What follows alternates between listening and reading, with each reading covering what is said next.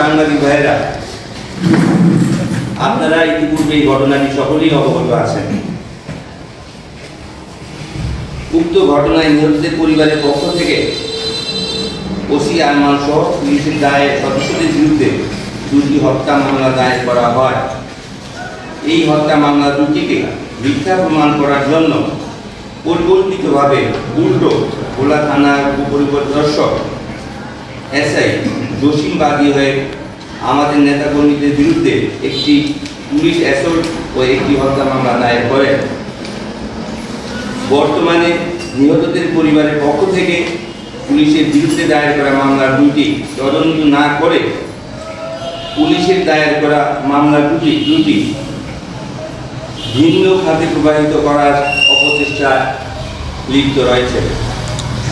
পুলিশের দায়ের করা মামলায় হাইকোর্ট থেকে 6 সপ্তাহের আগাম জামিন নিয়ে ভোলা জজ আদালতে বিএনপির 71 জন নেতাকর্মী স্থায়ীভাবে জামিন প্রার্থনা করিলে মহামান্য হাইকোর্ট আমাদেরকে 6 সপ্তাহের জামিন মঞ্জুর করে।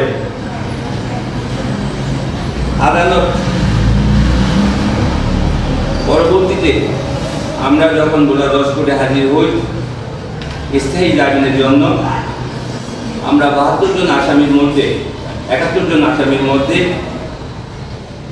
একমাত্র আমাকে জামিন না মঞ্জুর করে বাকি 70 জন আসামিকে জামিন দিয়ে দেন।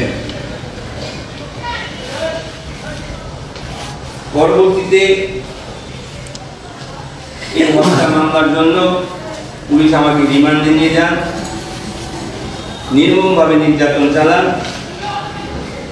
নির্যাতন করে আমার কাছ থেকে রহিম এবং আলম হত্যা আমার কাছ থেকে প্রাথমিকভাবে সাক্ষ্য নেওয়ার চেষ্টা করেন, স্বীকারোক্তি নেওয়ার চেষ্টা করেন। প্রিয় সাংবাদিক ভাইরা, গুলিবিদ্ধ অবস্থায় আমাকে নির্যাতন করা কারাগারেই আমি অসুস্থ হয়ে পড়ি। পরে জেলখানা থেকে আমাকে হাসপাতালে ডান্ডা বিড়ি পরিয়ে চিকিৎসা নেওয়ার জন্য ভোলা সদর হাসপাতালে ভর্তি করেন। সেখানে সাময়িক চিকিৎসা শেষে পরবর্তীতে আমাকে আবার ভোলা সদর হাসপাতালে সদর জেলখানায় প্রেরণ করে।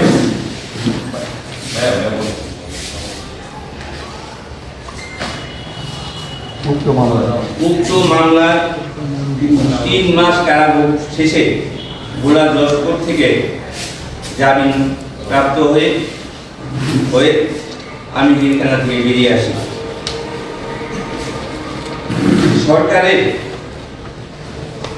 ফ্যাসিস্ট সরকারের আমলে সরকারের পতনের 1 বছরে অতিবাহিত হলেও পুলিশের দায়ের করা মিথ্যা মামলা দুটির বোঝা কাঁধে নিয়ে আমি এখন জীবন যাপন করছি। পুলিশের বিরুদ্ধে নিহতদের পরিবারের দায়ের করা মামলা থেকে পুলিশ সদস্যদের বাঁচাতে আমাকে পুলিশের মামলায় দোষী সাব্যস্ত করে চার্জশিট দেওয়ার ষড়যন্ত্র করে যাচ্ছে।